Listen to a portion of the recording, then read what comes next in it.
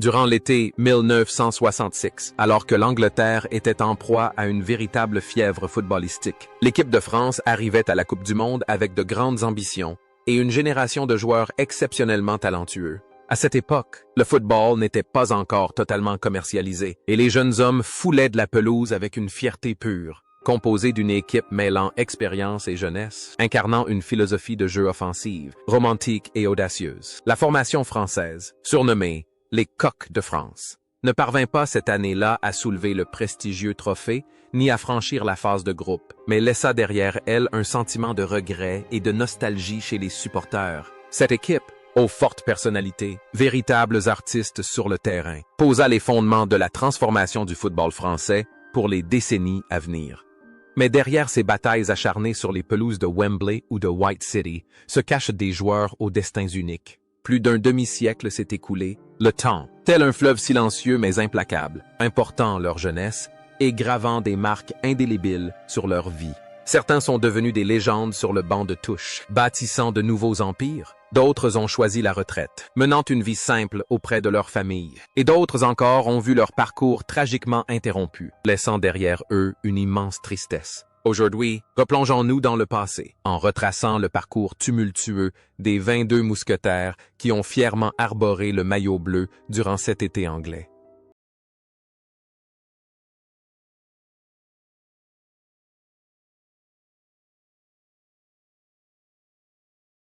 Marcel Artellessa est bien plus qu'un simple défenseur central. C'est un roc, un capitaine inébranlable, un soutien moral indéfectible pour ses coéquipiers. À 27 ans, avec sa carrure imposante et son calme imperturbable, Artellessa offre une sérénité absolue en défense. Son jeu n'est pas flamboyant, mais empreint de diligence, de précision et d'un sens des responsabilités digne d'un ouvrier du bâtiment, fidèle à sa profession. Sa prestation en Angleterre, aussi brève fut-elle, a pleinement démontré les qualités d'un capitaine exemplaire, toujours en première ligne face aux assauts incessants de l'adversaire.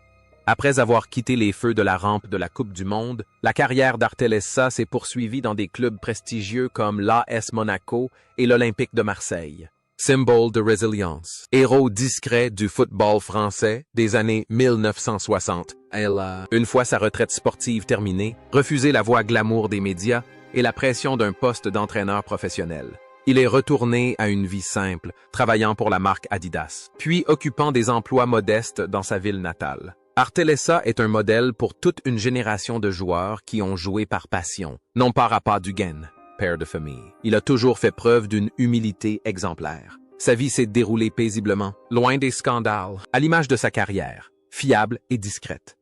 Les parallèles entre le rôle de Marcel Artellessa sur le terrain et sa vie réelle sont frappants. Sur le terrain, il est gardien de but, protégeant ses coéquipiers. And dehors, il est un pilier pour sa famille, un homme fiable. L'image du bâtisseur travailleur de sa jeunesse est désormais ancrée dans son destin, l'aidant à construire une vie sans faste, mais empreinte de discipline et de respect de soi.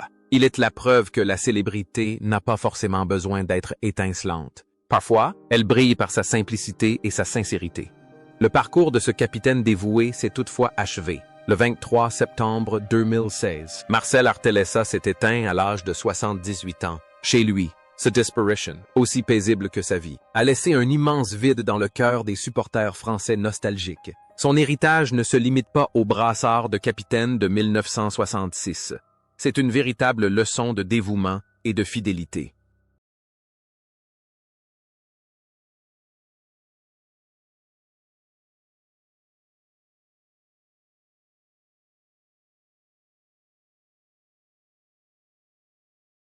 Marcel Aubour, le gardien de but de 25 ans de l'équipe de France en 1966, incarnait la spontanéité et le courage dans les cages. Bien plus qu'un simple dernier rempart, Aubour était un artiste, capable de plongeons spectaculaires et de manœuvres parfois audacieuses qui tenaient les spectateurs en haleine. Avec sa personnalité insouciante et son sourire permanent, il insufflait de l'optimisme à toute l'équipe. Ces 3 matchs de Coupe du Monde cette année-là ont mis en lumière son talent inné, même encaissant des buts.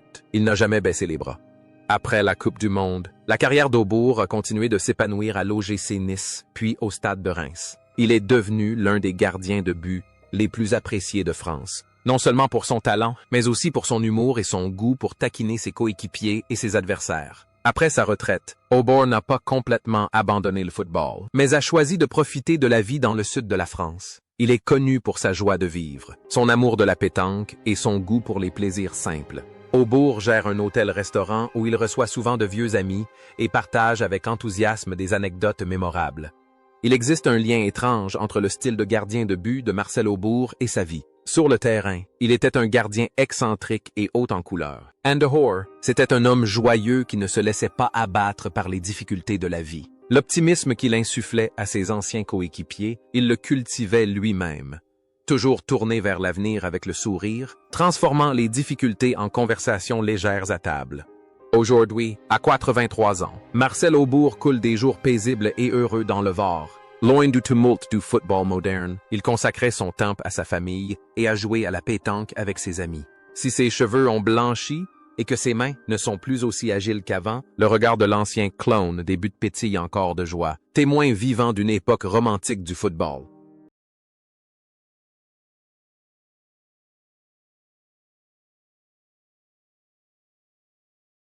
Joseph Bonnel était un véritable pilier au milieu de terrain. À 27 ans, le joueur de Valenciennes était un infatigable milieu de terrain, n'hésitant pas à s'engager physiquement et toujours présent dans les zones clés du terrain. Discret comme certaines stars offensives, Bonnel était un héros de l'ombre, récupérant inlassablement le ballon et assurant la liaison entre les lignes. Sa performance lors de la Coupe du Monde, 1966, témoigne de son dévouement. Un travailleur acharné au sein d'un groupe d'artistes, donnant toujours le meilleur de lui-même pour son pays. Après le tournoi, la carrière de Bonnel prit un tournant décisif lorsqu'il rejoignit l'Olympique de Marseille. Il y devint un joueur clé durant l'âge d'or du club phocéen, remportant de nombreux titres nationaux. Après sa retraite de joueur, Bonnel se tourna vers l'entraînement, dirigeant Marseille puis des équipes de moindre envergure. Meneur exigeant, mais dévoué. Il inspira des générations de jeunes joueurs grâce à son expérience acquise à la dure. Bonnel menait une vie privée discrète, homme de travail. Il resta passionné de football jusqu'à un âge avancé. Les similitudes entre Joseph Bonnel sur et en dehors des terrains sont frappantes. Milieu de terrain infatigable et dévoué, il est devenu entraîneur, un passionné de football qui s'est consacré à ce sport jusqu'à son dernier souffle. Il ne recherchait pas la gloire, mais l'efficacité et un véritable impact dans son travail. Le sérieux et le sens des responsabilités ont été les principes directeurs de sa carrière de joueur et de sa vie. Le parcours de ce guerrier discret s'est toutefois achevé. Le 13 février 2018, Joseph Bonnel s'est éteint à l'âge de 79 ans. Sa disparition a profondément affecté le monde du football du sud de la France. Il est parti comme il l'avait joué, discrètement, sans tapage, mais en laissant derrière lui un héritage indéfectible d'amour pour son métier et de dévouement sans faille.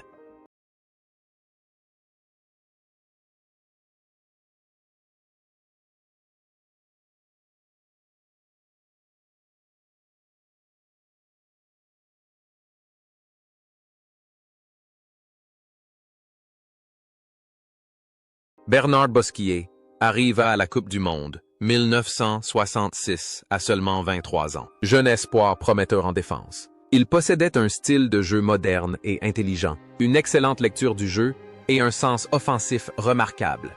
Des qualités rarement rencontrées chez les défenseurs centraux à cette époque. Durant le tournoi, Bosquier disputa les 3 matchs, faisant preuve d'une maturité exceptionnelle et laissant entrevoir un avenir prometteur chez les Bleus.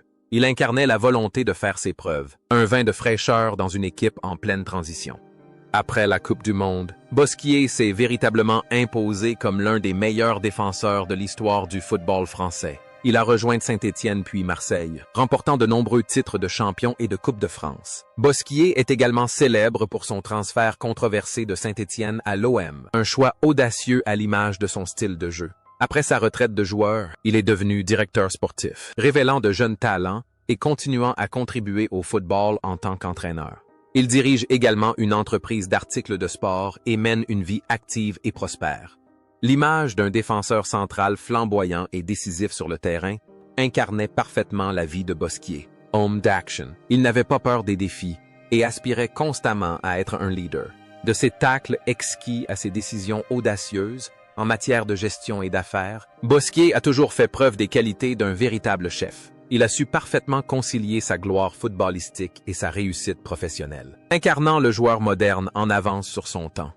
Aujourd'hui, à 81 ans, Bernard Bosquier jouit d'une forme physique exceptionnelle et d'un esprit vif. Il mène une vie paisible mais riche en activités, intervenant régulièrement dans les médias pour partager son analyse pertinente du football contemporain. Il est l'un des rares témoins encore vivants de la génération 1966, à suivre avec la fierté d'une grande figure du football français, les parcours de l'équipe de France.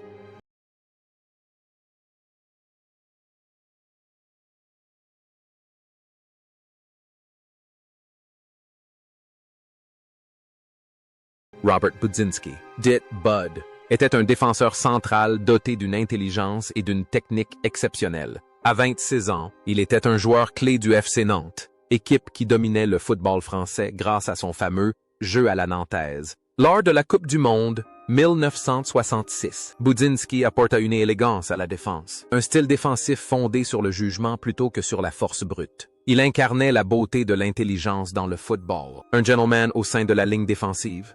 Cependant, la tragédie frappa peu après. En 1968, une terrible fracture de la jambe contraignit Budzinski à prendre une retraite prématurée à l'âge de 28 ans, alors que sa carrière était à son apogée. Mais une porte se fermait, une autre s'ouvrait, et c'est ainsi que naquit la véritable légende. Budzinski devint directeur sportif du FC Nantes et occupa ce poste pendant 35 ans. Il fut le grand architecte de la célèbre académie de jeunes du FC Nantes, découvrant et formant une pléiade de stars du football français, tels que Deschamps, Desailly et Karembeu. Il transforma la douleur de sa retraite en une motivation pour contribuer au football d'une manière différente, plus profonde et plus durable. La carrière de Budzinski témoigne avec éloquence du triomphe de l'intelligence sur l'adversité. Sur le terrain, il excellait dans l'analyse du jeu. Dans la vie, il était un visionnaire, façonnant l'avenir de tout un club. Homme discret et humble, il était doté d'une grande clairvoyance. Sa vie fut exempte de scandales, mais jalonnée de réussites, fruit d'un travail intellectuel inlassable. Le parcours de ce grand architecte a cependant pris fin. Le 17 juillet 2023, Robert Budzinski s'est éteint à l'âge de 83 ans. Sa disparition est une perte immense, non seulement pour le FC Nantes, mais pour le football français tout entier. Son héritage ne se limite pas au titre, mais englobe également une philosophie du football et un système d'entraînement qui ont hissé le football français au rang des plus grands noms du football mondial.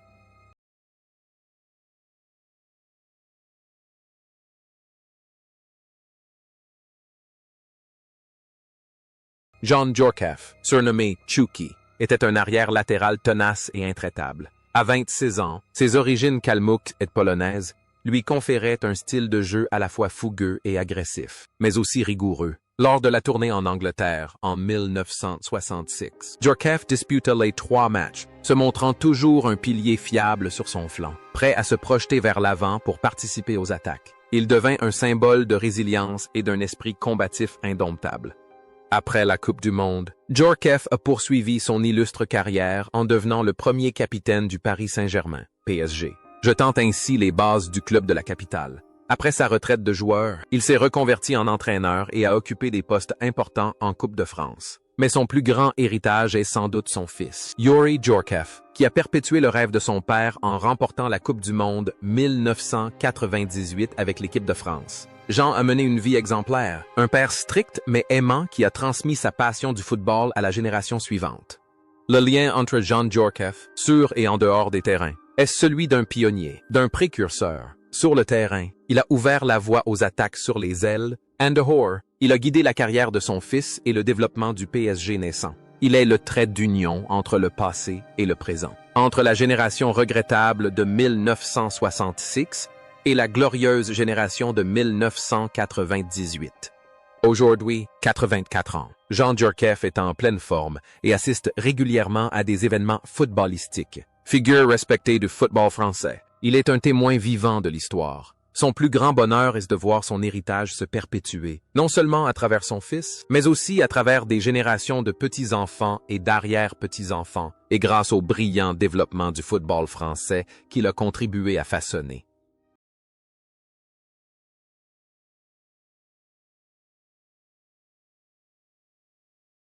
Philippe Gondet arriva à la Coupe du Monde 1966 auréolé du titre d'attaquant le plus redouté de France. Fort de ses 36 buts inscrits en une seule saison de Ligue 1, un record qui tint des décennies. À 24 ans, Gondet incarnait le plus grand espoir de l'attaque française, grâce à son talent inné pour le but, sa palette de finitions variée et son sens aigu du jeu dans la surface. Cependant, en Angleterre, les blessures et un marquage serré l'empêchèrent de briller comme prévu. Malgré tout, l'image de cet attaquant flamboyant de Nantes reste gravée dans la mémoire des supporters. Après le tournoi, la carrière de Gondet fut ravagée par des blessures persistantes au genou. Il ne retrouva jamais le niveau exceptionnel qu'il avait affiché lors de la saison magique de 1965-1966. Il joua dans plusieurs clubs de moindre envergure avant de prendre sa retraite. Loin des terrains, Gondet choisit une vie paisible, loin des médias. Il travailla dans le vin et l'informatique, menant une vie modeste à Nantes. Il évoquait rarement son passé glorieux, acceptant la réalité avec la sérénité de celui qui avait connu la gloire comme l'amertume. L'histoire de Gondet est le récit poignant d'un talent brisé par une blessure. Sur le terrain, il brillait de mille feux, mais en dehors, il dut apprendre à accepter la cruauté du destin. Pourtant, l'élégance de son jeu transparaît encore dans sa façon d'affronter la vie, avec douceur et sans amertume. Il trouvait la joie dans les choses simples, au lieu de s'attarder sur ce qu'il avait perdu. Le parcours de ce buteur de renom s'est toutefois achevé. Le 21 janvier 2018, Philippe Gondet s'est éteint à l'âge de 75 ans. Sa disparition a bouleversé les supporters nantais et le football français. Malgré une carrière courte mais brillante, le nom de Philippe Gondet restera à jamais une légende, une icône de la beauté à la fois fragile et éclatante du football offensif.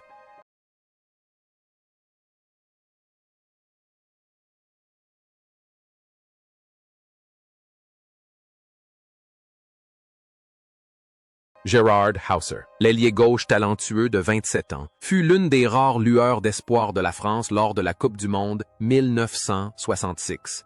Il inscrivit le but de l'honneur face à la redoutable Angleterre à Wembley, grâce à sa vitesse, sa technique et son pied gauche exceptionnel. Hauser apportait imprévisibilité et panache aux actions offensives. Il jouait avec la passion d'un Alsacien, se donnant toujours à fond.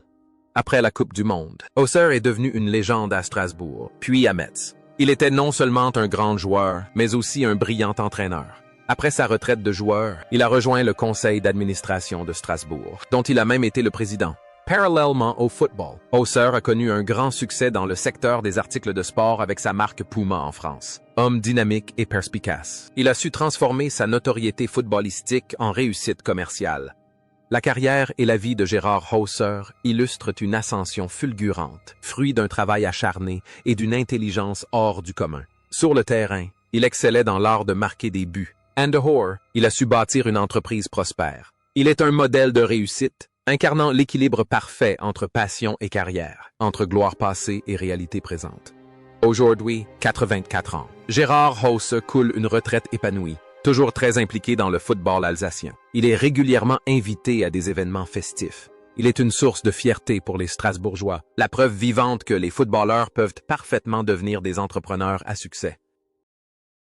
Yves Herbet était le plus jeune joueur de l'équipe de France lors de la Coupe du Monde 1966. À seulement 20 ans, malgré son jeune âge, il a su gagner la confiance du public et être titularisé à 2 reprises grâce à sa technique, son intelligence et son sens créatif aiguisé. Herbet incarnait alors la jeunesse et l'avenir du football français. 16 prestations, bien qu'insuffisantes pour changer le cours du match, ont révélé le potentiel d'un futur meneur de jeu.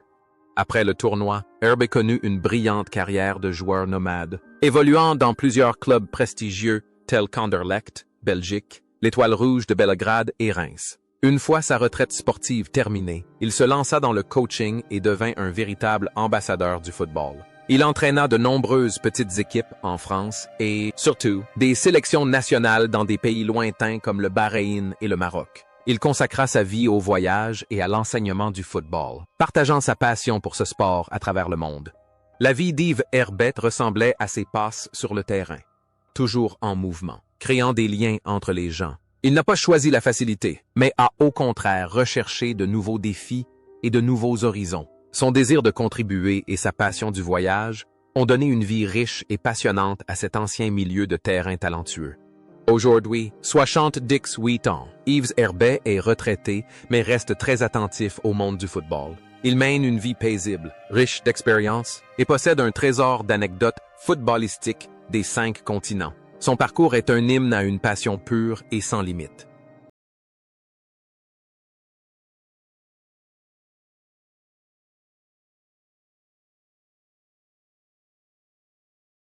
Robert Urban, reconnaissable à sa chevelure rousse et surnommé le Sphinx, était l'un des plus grands stratèges du football français. Lors de la Coupe du Monde 1966, à 27 ans, il dispute 2 matchs, faisant preuve d'une polyvalence et d'une intelligence tactique exceptionnelle. Urban jouait autant avec ses pieds qu'avec sa tête, analysant et contrôlant le jeu avec calme et sérénité. Il incarnait l'âme de Saint-Étienne et le style de jeu de l'équipe de France.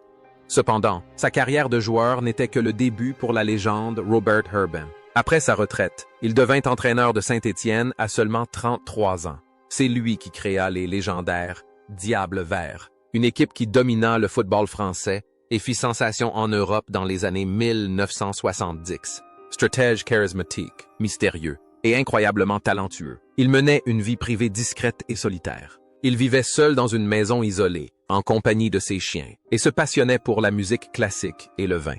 Le contraste entre le tumulte du stade et la quiétude de la vie privée d'Urban est saisissant. Sur le terrain, il commande une armée. Chez lui, il choisit la solitude. Philosophe du football, il a consacré sa vie à contempler ce jeu. Le mystère du Sphinx le suit du terrain jusque dans son quotidien, exerçant sur lui une fascination irrésistible. Le parcours de ce stratège légendaire s'est toutefois achevé. Le 27 avril 2020, Robert Urban s'est éteint à l'âge de 81 ans des suites d'une insuffisance cardiaque et de problèmes pulmonaires. Sa disparition a marqué la fin d'une ère dorée pour Saint-Étienne. Il est parti paisiblement, à l'image de sa vie, laissant derrière lui un immense héritage et un profond sentiment de perte pour des millions de supporters du maillot bleu. Jacques Simon, le milieu de terrain nantaise de 25 ans, était un véritable artiste. Doté d'une technique hors pair et d'une intelligence tactique remarquable, il fut un élément essentiel du jeu à la nantaise, apportant fluidité et élégance au jeu de l'équipe de France lors de la Coupe du Monde 1966. Bien qu'il n'ait disputé que 2 matchs, son contrôle de balle exceptionnel a toujours émerveillé les spectateurs. Il était de ces joueurs qui jouaient au football pour le simple plaisir de jouer. Après la Coupe du Monde, Simon s'installe à Bordeaux et continue à jouer au plus haut niveau pendant de nombreuses années. Une fois sa retraite sportive terminée, il choisit une vie loin du tumulte du football professionnel. Il retourne dans sa ville natale, où il mène une existence paisible auprès de sa famille et se consacre à ses loisirs. Simon est une personne discrète, qui apparaît rarement dans la presse et préserve sa vie privée. La vie de Jacques Simon était aussi paisible que son jeu. Sans tapage ni conflit, il traversait l'existence avec sérénité. Il trouvait le bonheur dans la simplicité, plutôt que de courir après une gloire éphémère. Cependant, ses paisibles voyages prirent fin.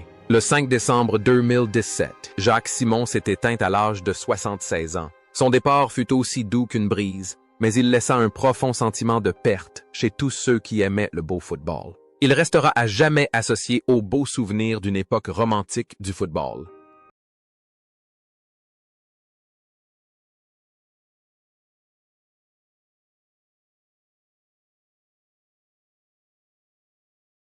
Nestor Kamben, surnommé La Foudre, est un parcours exceptionnel. Né en Argentine, il acquiert la nationalité française et impressionne lors de la Coupe du Monde 1966 par sa force, sa vitesse et sa maîtrise du dribble. À 25 ans, il est un attaquant redoutable et, même s'il ne dispute qu'un seul match, son talent est indéniable. Sous le maillot bleu, il incarne à merveille le mélange des cultures et la puissance de l'Amérique du Sud.